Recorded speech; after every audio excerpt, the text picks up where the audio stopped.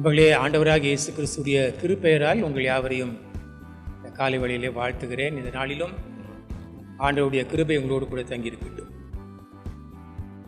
18ஆம் அதிகாரத்தை சற்று விரிவாக ஆங்காங்கே முக்கியமான வசனங்களை எடுத்து நாம் தியானித்தோம். இன்றைக்கு 19வது வசனத்தை கவனிக்க விரும்புகிறேன். நம்முடைய திருமறையின் ஆரம்ப சொற்களை நீங்கள் நினைவில் வைத்திருப்பீர்கள் என்று நினைக்கிறேன். திருமறையுடைய ஆரம்பம் ஆதியாகமம் 1ஆம் வசனம். அது எப்படியாக ஆரம்பிக்கிறது? ஆதியிலே தேவன் வானத்தையும் பூமியையும் படைத்தார். இதுதான் திருமறையினுடைய ஆரம்ப சொற்கள். இந்த விசுவாசத்திலே நாம் அறிக்கை செய்வது இதே போன்றுதான். வானத்தையும் பூமியையும் படைத்த சர்வ வல்லமை உள்ள ஒரே கடவுளை, பிதாவாகிய ஒரே கடவுளை விசுவாசிக்கிறேன். திருமறையின் ஆரம்பம் இப்படியாக சொல்லும்போது அது முக்கியப்படுத்துவது வானம் பூமி அல்ல. அது முக்கியப்படுத்துவது வானத்தையும் பூமியையும் படைத்தவர் இந்த கடவுள். அதை தலைப்பாக சொல்லிவிட்டு விவரங்களை பின்னால் அந்த அதிகாரத்திலே நாம் பார்க்கிறோம். பின்னாலே அந்த அதிகாரத்திலே பார்க்கும் பொழுது அவர் வானத்தை படைத்தார், ஆகாய விரிவுக்கு வானம் என்று பெயரிட்டார் என்று தனியாக பார்க்கிறோம். அது 2ஆம் நாள் நிகழ்வு. அதுக்கு பிற்பாடு வெட்டாந்தரை பூமி என்று பெயரிட்டார். இது 3ஆம் நாள் நிகழ்வு. இப்படியாக அந்த விவரங்கள் பின்னால் வந்தாலும் கூட வானத்தையும் பூமியும் படைத்தார் என்ற அந்த தலைப்பின் செய்தி முக்கியமாக சொல்லுங்கள். ஏனென்றால் இந்த கடவுள் படைப்பார்.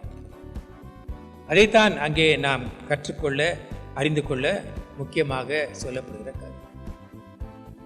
அப்படி வானத்தையும் பூமியும் படைத்த கடவுள் என்று நம்புகிற அந்த கடவுளை, விசுவாசிக்கிற அந்த கடவுளை குறித்து தாவீது அவர் படைத்த இந்த படைப்பு, இயற்கை அனைத்தும் அவருக்கு என்ன செய்கிறது?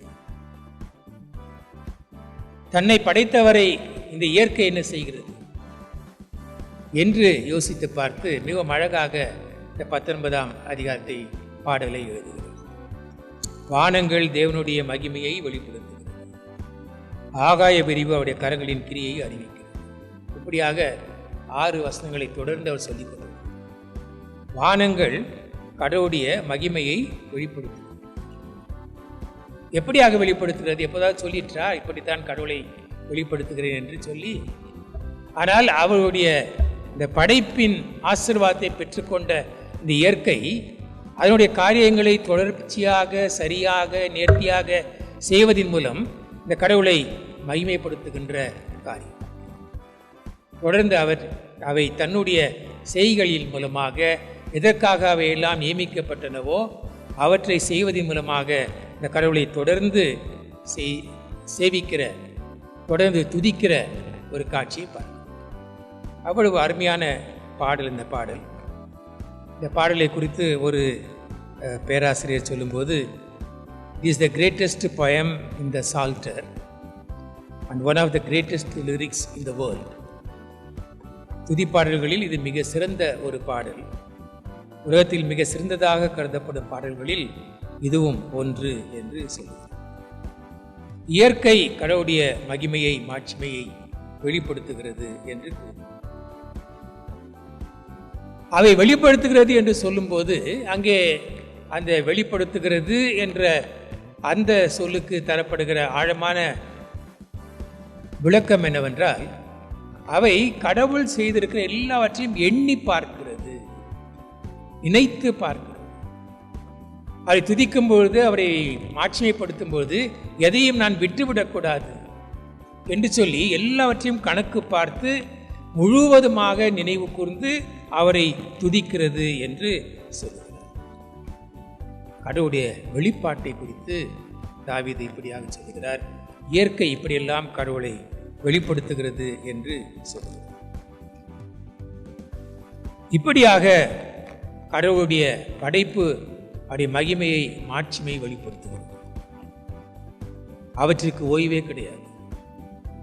பகலுக்கு பகல், இரவுக்கு இரவு கடவுளை தன்னுடைய வார்த்தைகளினாலே புகழ்ந்து கொண்டிருக்கிறது. இரவு பகல் பாராமல் தொடர்ந்து இந்த படைப்பு அனைத்தும் அவரை துதித்து கொண்டிருக்கிறது.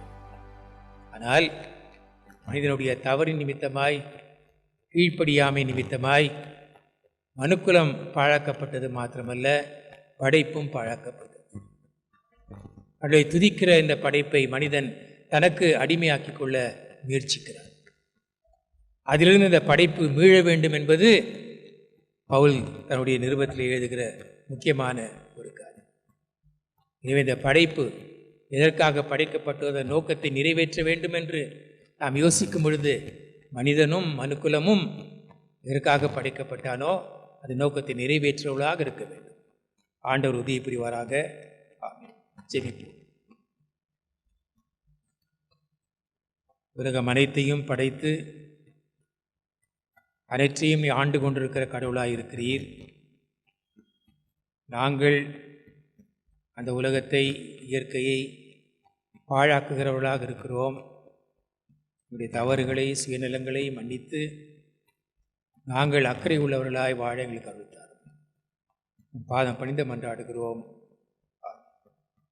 ஆண்டவருடைய ஆசீர்வாதம் உங்களோடு கூட இருக்கிறார்.